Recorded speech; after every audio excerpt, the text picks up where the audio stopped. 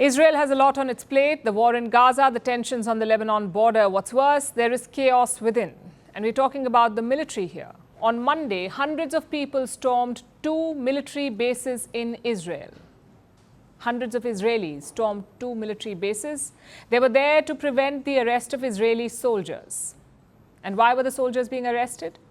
They were accused of torturing and assaulting prisoners, so they were being taken for questioning, Israeli soldiers. But some people were against this, so they stormed the military bases and tried to free the soldiers. And all of this went on for 12 hours. It was dramatic and worrying. And this episode shows the deepening divide in the Israeli society. Our next report brings you the details. This is Seyteman in the Negev desert, around 30 kilometers from the Gaza border. It's a military base for the Israeli Defense Forces. But since the Gaza war, it also doubles as a detention center. This is where Israel holds detained Palestinians.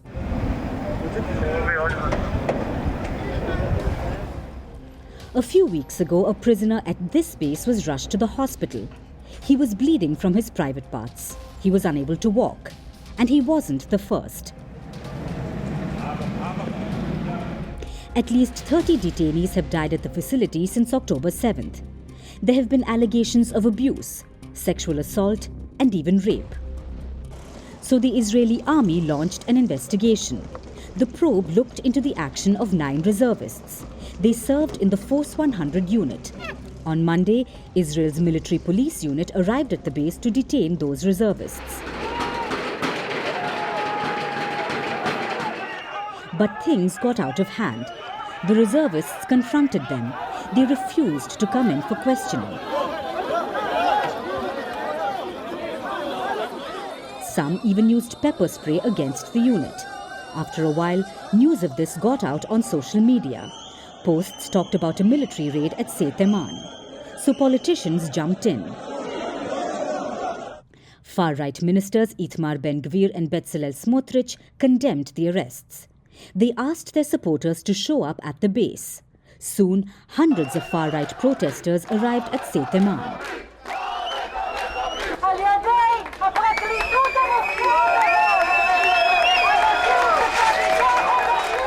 Lawmakers joined them. Together, they broke into the base. The soldiers in this country are a consensus.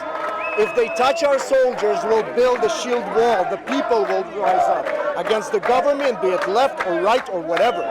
Nobody can touch our soldiers.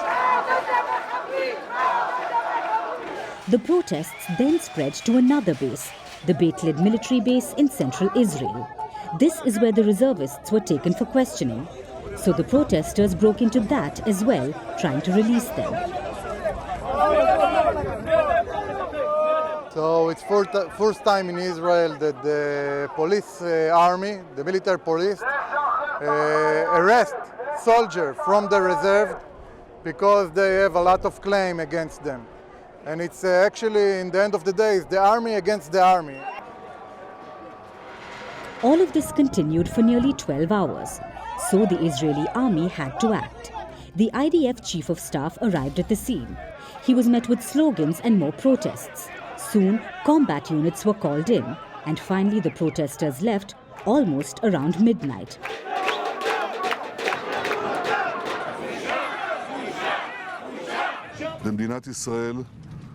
Prime Minister Benjamin Netanyahu condemned the incident, calling for immediate calm. But only 2 Israeli ministers have slammed the incident. The others have either stayed silent or supported the reservists. This is one of the biggest incidents of political violence in Israel since the war. It also reflects on the tensions in the IDF. Their chain of command is under threat, and that endangers Israel's security, especially at a time when the army is fighting in Gaza and weighing its options against Hezbollah.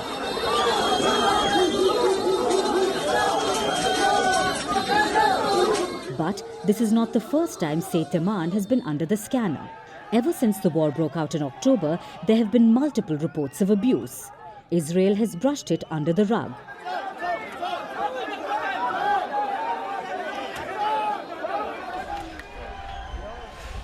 But earlier this month, there was an international outcry. The detention center was shut down, but it's still raising questions. The world backed Israel when Hamas attacked on October 7th. But its actions in Gaza and incidents at bases like Seyteman are fast eroding that support.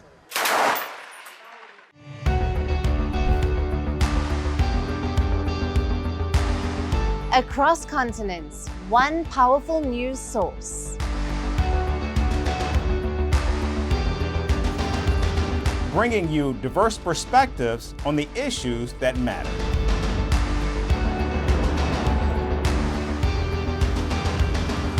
We go beyond the boundaries to give you that little extra about every sporting moment.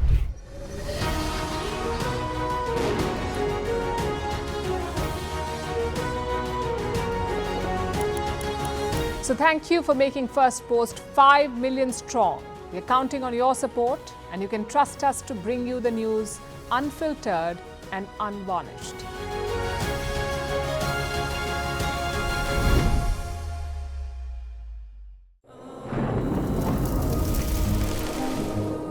Climate change is on our doorstep. It's time for a revolution to take root. And it starts with 1.4 billion Indians.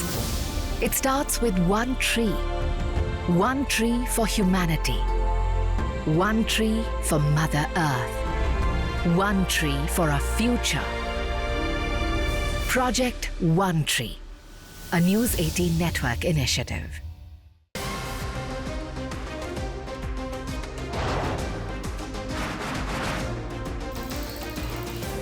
Obviously today, the T20 World Cup bandwagon has moved across to the West Indies. What can we expect?